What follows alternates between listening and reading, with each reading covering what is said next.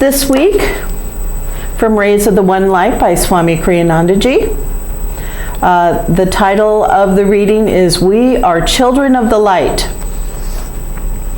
Truth is one and eternal. Realize oneness with it in your deathless self within. The following commentary is based on the teachings of Paramahansa Yogananda. It is common for people to perceive themselves according to their present realities. A person in ill health says, I am ill. Few say, I am well. It is my body that is suffering. People in a low income bracket say, I am poor. Only the unusual person will say, though outwardly I live in poverty, inwardly I am wealthy. Thus, when it comes to moral and spiritual development, people commonly identify themselves with their weaknesses and their mistakes.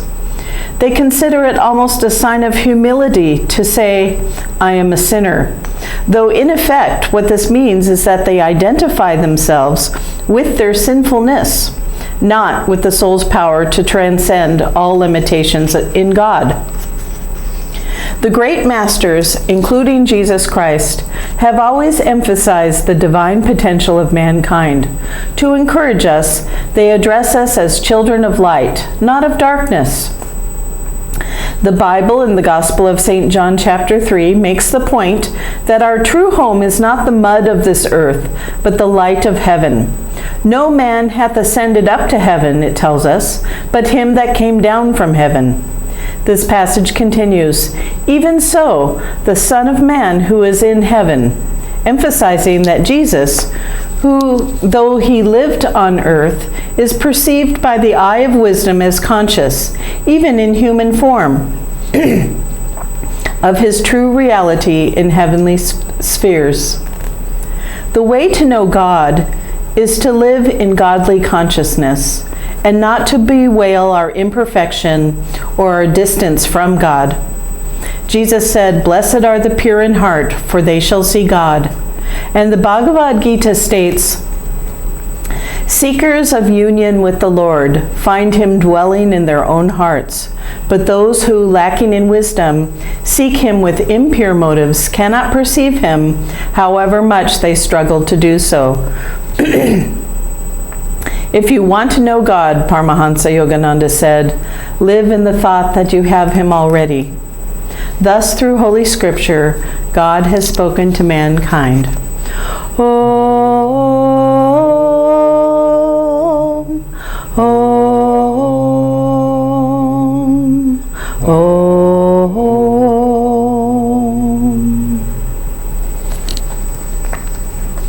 Good morning again, everyone. It's very nice to be together this way, to be united, as we've been saying in the different meditations and other things, united in spirit, united in God, united in our souls.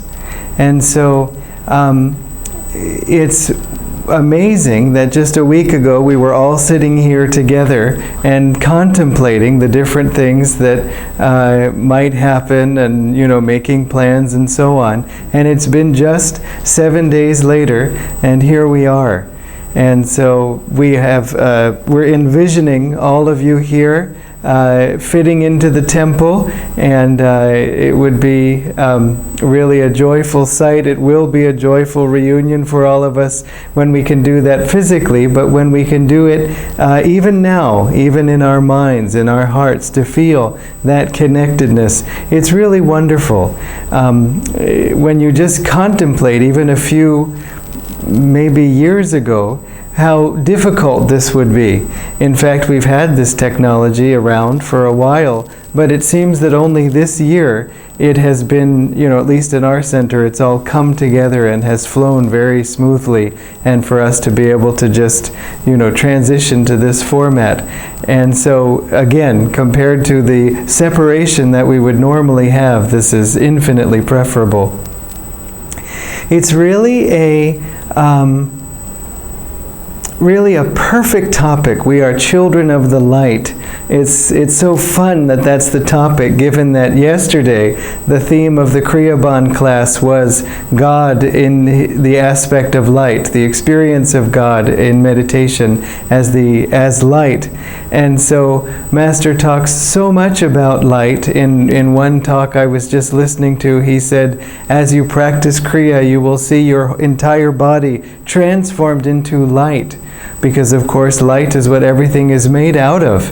Even according to physics, if you get at the subatomic level and you get to all these strange particles, what could we even call them at a certain point but just light? Master put it also that our protons, electrons, and all these are, they're made out of energy, as we know, and he said those are made out of lifetrons. And then lifetrons are made out of thoughttrons. And it's really quite a wonderful thought. You know, is it really the case that the masters borrowed from the very scientific neutron and proton and electron, and so the master said, should we call them lifetrons? Because, you know, tron is like the word.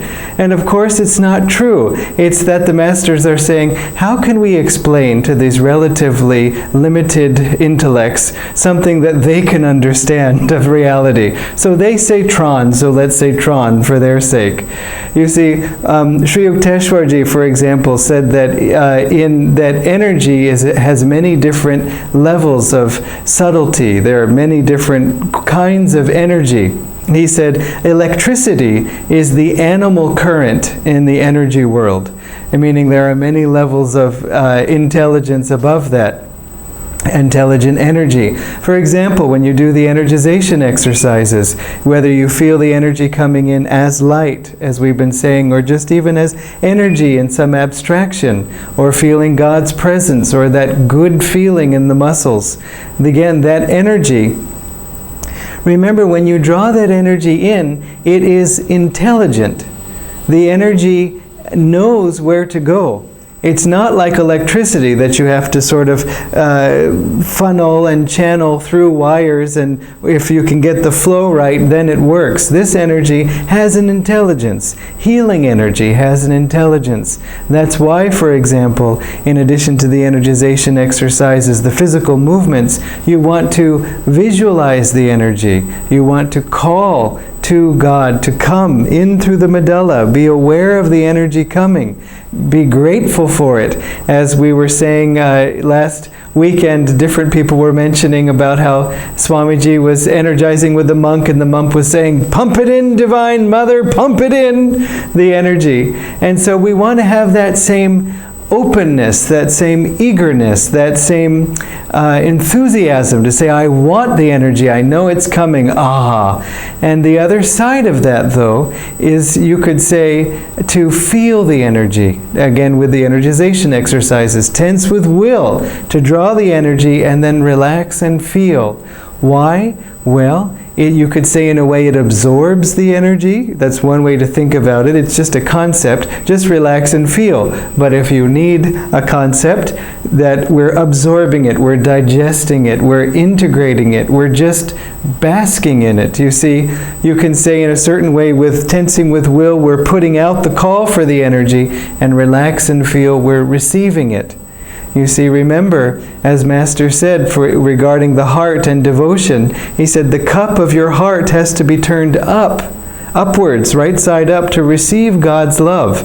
Otherwise, no matter what he pours into your cup, it won't, keep there. And so in the same way, we want to feel the energy so that it stays with us and doesn't just bounce off.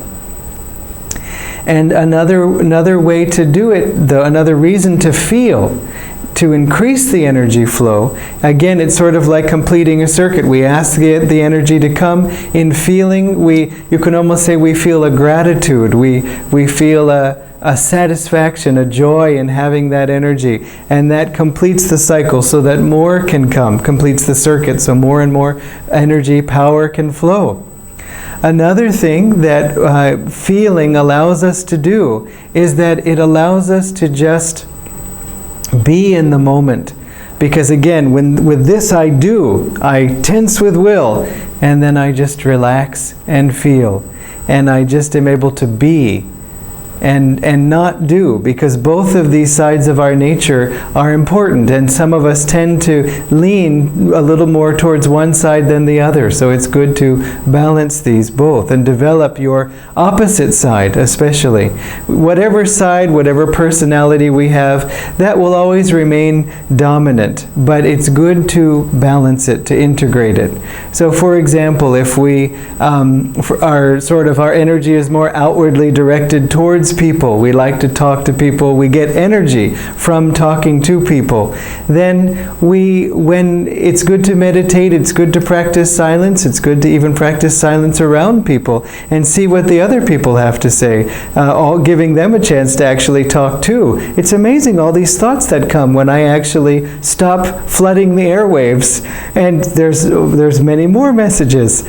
So in that way, we learn to balance that, but we will still generally have that first nature. And so again, though we're balancing it, we're not necessarily wanting to be 50-50 or expecting to be uniformly equal in all traits and characteristics. As Swamiji said, we more or less have the personality that we have developed or that we have at birth, however you want to look at it, and then we sort of refine it, we uplift it, we take that direction of development to higher and higher levels, rather than saying, okay, don't be like this, be like that. You know, if you think of it as sort of spokes of a wheel, it's if we're growing toward, the spokes of a wheel, we start on the edge of the wheel, growing towards the center. Everybody is coming to that same center. But take the line that we have and move toward the center on that line, rather than saying, oh, I wish I had started at this spoke. If you even remember wheels with spokes, I think it's only bicycle wheels. Yeah. So yeah, Motorcycles? There's few. Yeah, okay. There's so many spokes around us. Who knew? Okay. So you don't want to jump to other of these spokes. I've never said the word spoke so much in my life. It sounds strange to say it like this. So jumping, you would just take where you are. This is the fastest route home. God has you on a shortcut. He always has, whether you've been seeking Him or not. And so, consciously, I mean. And so, you're on the fast track, right where you are, to go forward. So, another reason why we want to relax and feel is because that helps us to become more aware of the energy flow. You see, feeling is an awareness. And that's something different than an action. We can tense with will, but then now we say relax and feel. Okay, how do I feel? You know? What do I do to feel? You can't, you just feel. It's like perceiving. It's like once your eyes are open, how do you see? I don't know, I just do.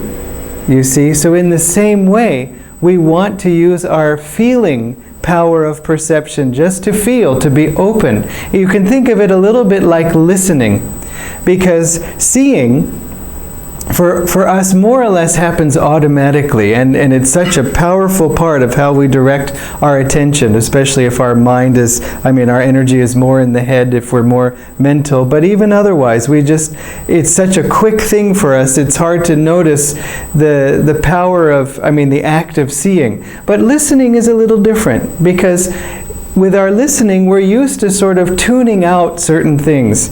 And they have this thing in this observation they've seen of people, they call it the cocktail party effect, in our case, the non-alcoholic cocktail party effect, where in a whole crowded room, there's all this murmur of conversation you hear. But if somebody suddenly says your name, you hear it, way above all the rest of the din.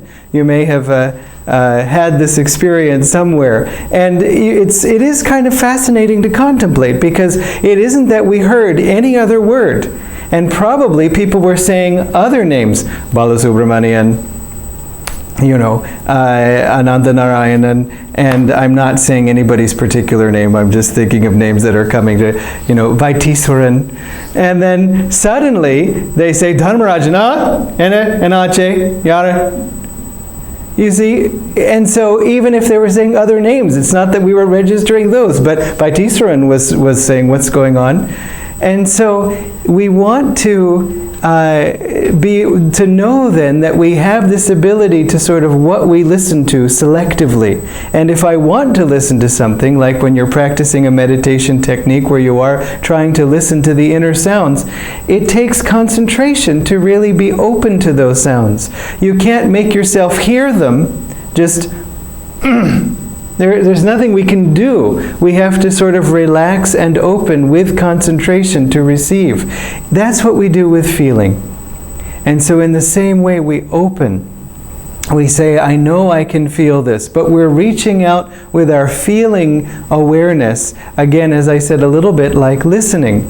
Now, for example, in the energization exercises, just to continue and to finish, I will move on, but with the energization exercises, that's why Master taught us in the beginning, just try to feel how the body feels.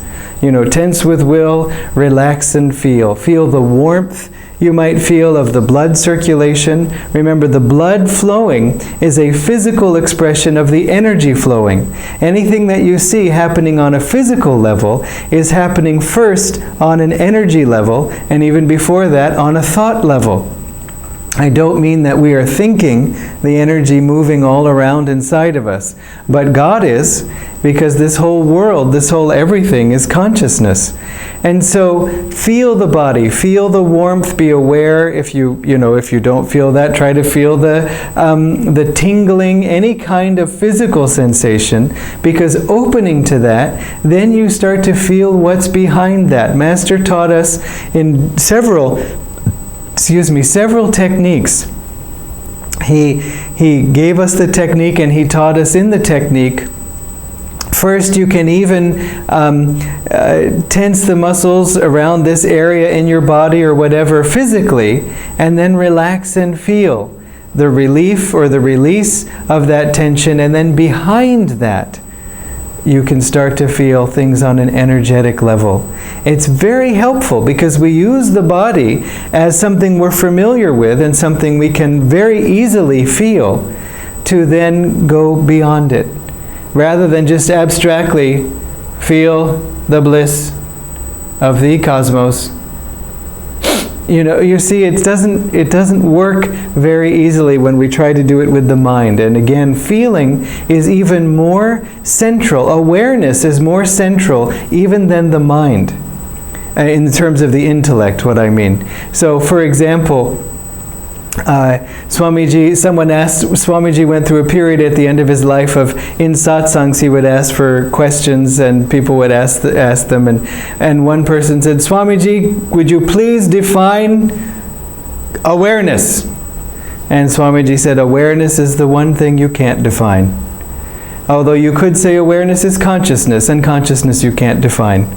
You see, they just simply are. You can make up a definition, but there's no need to, because it would be useless.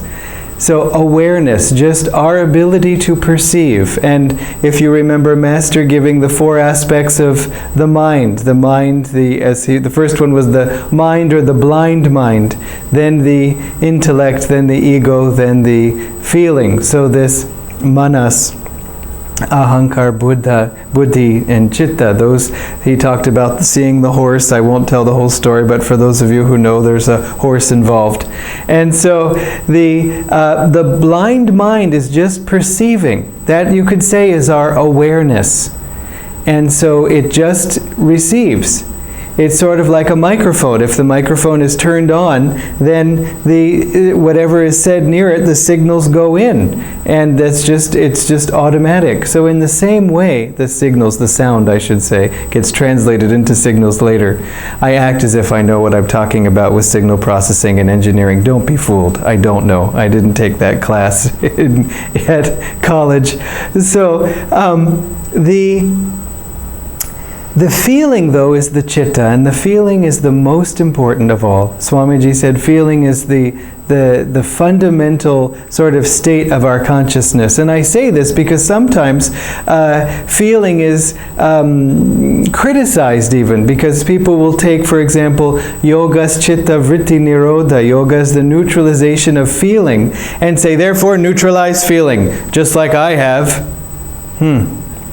I notice you had an emotion. And it's really, really too sad. I mean, the simplest way to know that that attitude is wrong is who wants to be like that? Certainly in our minds we might imagine it, but you meet one person who you say, oh, happy birthday, is it happy? I have existed before all time.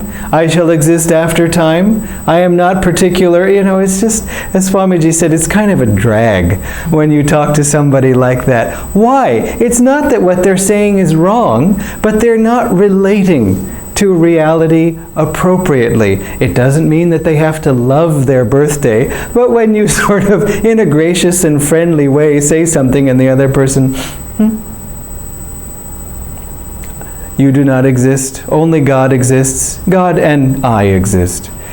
It just, again, you sort of, there's something missing there. So when you see that, you just find, oh, I don't want to be like that. Swamiji said that one way that we can see, to now shift gears a little bit, that as children of the light, in this lifetime, in this time on earth, really, our job is to serve. Our job is to meditate, but it's also to give energy out to the world.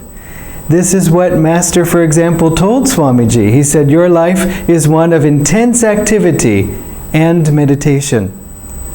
And Swamiji said, I always noticed he put the and meditation second. It wasn't that meditation was diminished. I mean, Swamiji would meditate 3 hours a day minimum, and he was busier than any of the rest of us. And so again, it was an inspiration for us to say, how can I approach that? How can I work towards that? And so it's not to minimize meditation, but it's partly because our wish, probably many of us, would just be, couldn't I just meditate? Couldn't I meditate for hours and hours and just really go deep in all of this and feel the joy? And when you do meditate a long time or even a short time and you feel that deep joy, that bliss, you know, or any touch of that, really, you don't want to do anything else. You see that what does any of this matter? Because I'm so content, I'm so satisfied, I'm aware of my identity as a child of the light. And so, I'm pleased. There isn't so much to do except maybe to radiate that joy out to others. This is what Swamiji was saying in the end of his life, that I see now that nothing I have done really amounts to anything outwardly.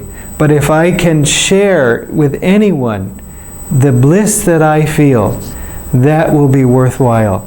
And that was again an inspiration for us all to try to not only receive from him as he was trying to give to us the joy that he was feeling from God and Master, but also to try to do that ourselves with other people. And I don't mean like, hey, stand still, I'm going to send some of my bliss. You feel it?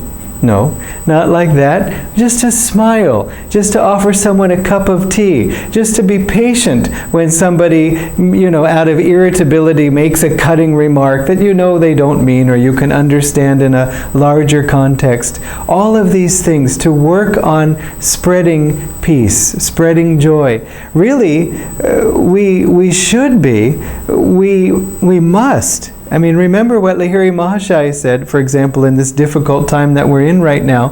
He said, if you don't invite God into to share in the summer of to be your summertime guest. I wish I'd looked up the quote. You can look up the quote and say, actually, it says this, but it's something like, if you don't invite God to be your summertime guest, He won't come to you in the winter of your life.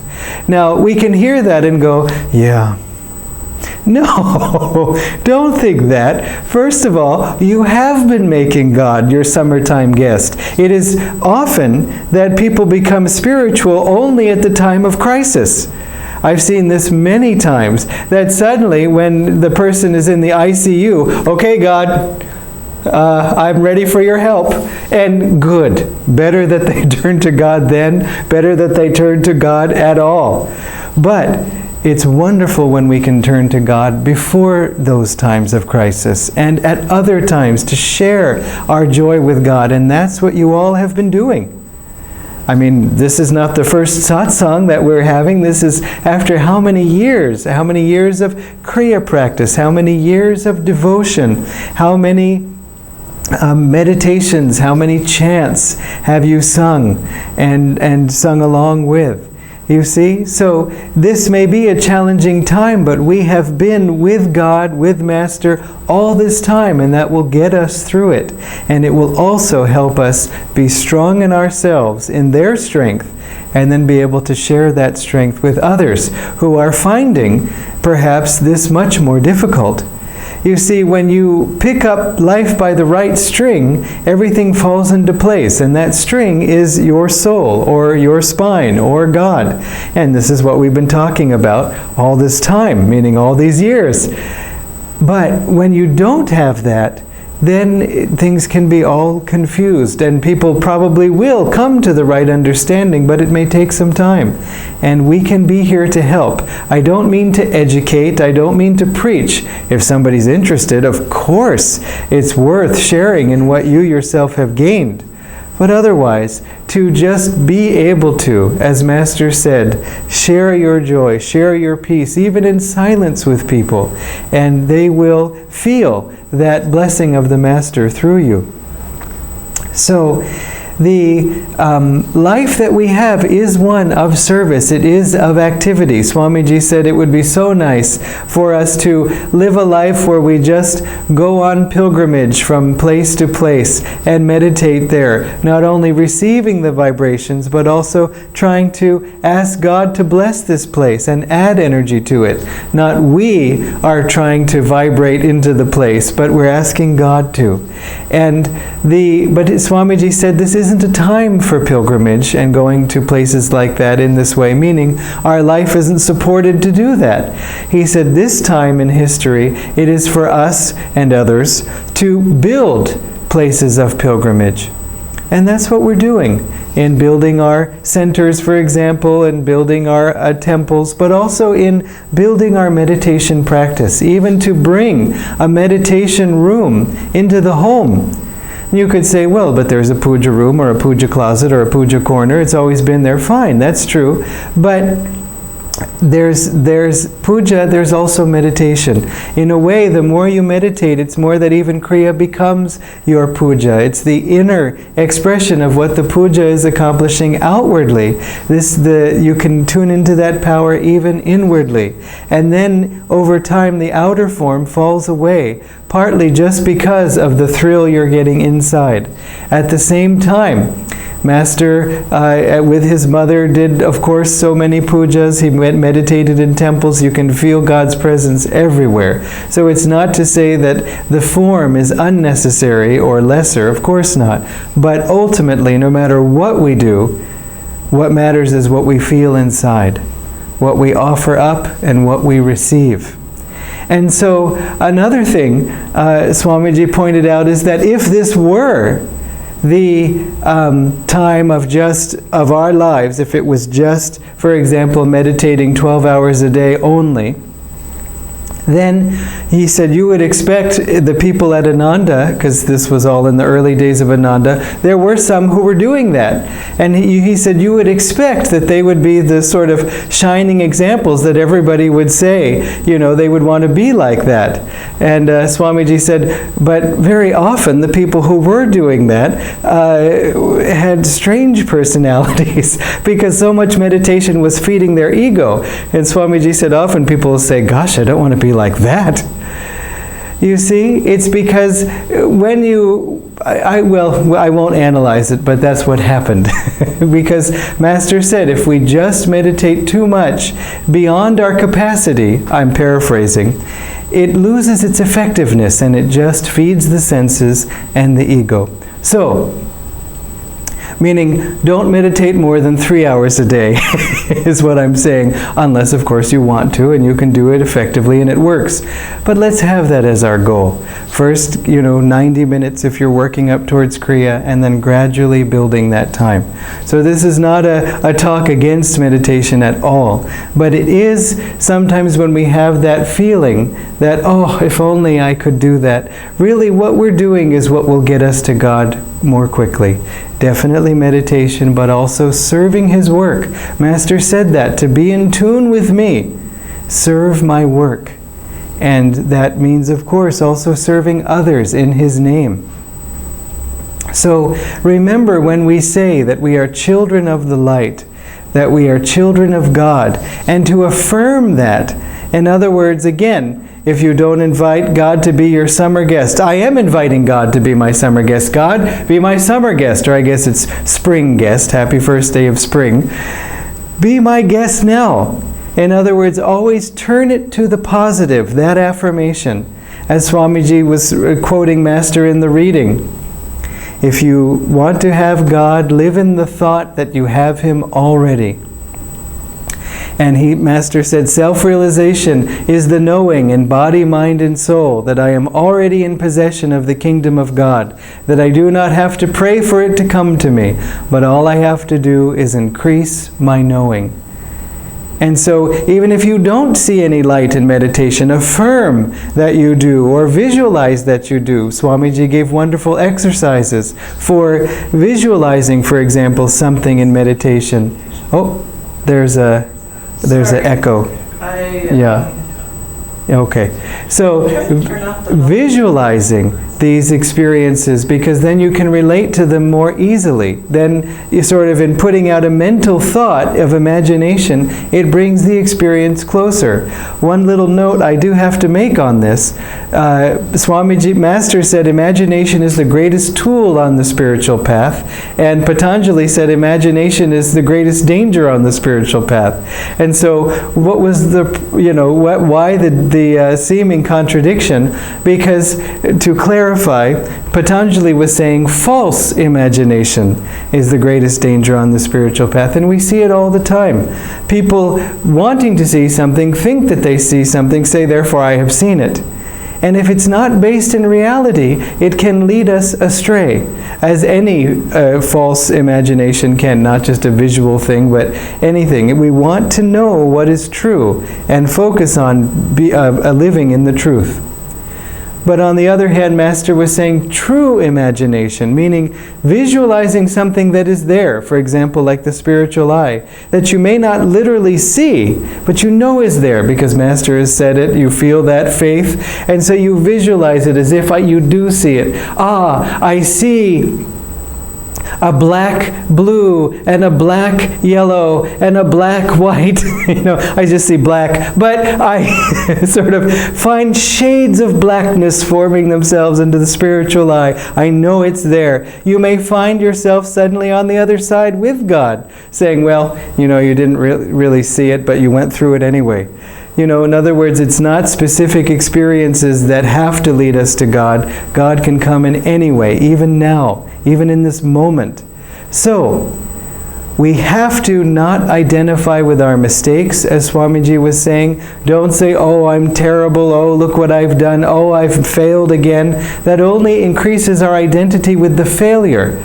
Say, for example, I haven't yet succeeded, or I'm going to try again, or I don't want this, I want that. Even just saying I don't want, and the negative thing, and I want the positive thing, is very powerful.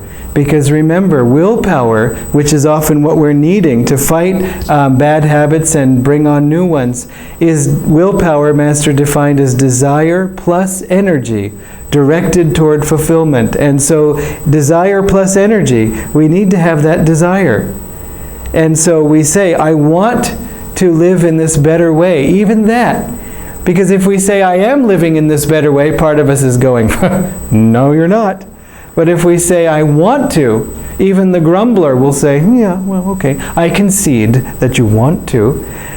And then it helps us to say, okay, now what can I do about it? So whatever you want to do, incline it toward the positive.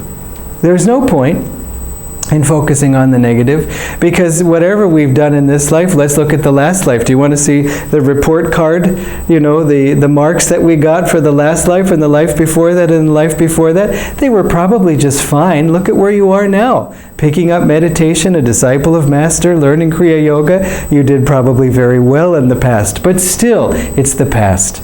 As Master said, what's past is past. Let's go forward. Let's see how we can get to the end. Master Swamiji said, and this is the thought I want to leave you with, as we think, so we become. And so if we think of God, if we think of light, we become one with God. We become that light.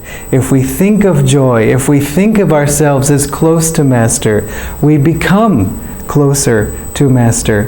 And so if you find yourself caught up in an unhappy cycle, just see what you can do to stop it, whether it's energize, use the body to drain some of that energy away from the mind, chant to open the heart, to just sort of clear out all this other stuff, watch a video of Swamiji, for example, or another inspiring satsang video to expand your sense of satsang, good company, so that will help you. Just, I didn't feel all that great, but now I'm mixing with positive people, with Swamiji, with Master, very positive, godly people, and then that sort of brings me upward, because the stronger magnetism will work on us and draw us upward. But in any case, once that shift has happened, then just remind yourself, as I think, so I become. So one way is to be aware, think positive so you'll be positive, but the other is to say that all it takes is to think. If I start thinking in this way, the result is inevitable. As we were reading in the Living Wisely, Living Well, for those of you who were here in the first part of the morning, Swamiji said, right action always, in the end, leads to victory. If we act rightly now, it inevitably draws us to victory. And so in the same way, if we think rightly, it inevitably draws us to become ultimately more than just right, but in the truth and in God. So, God bless you.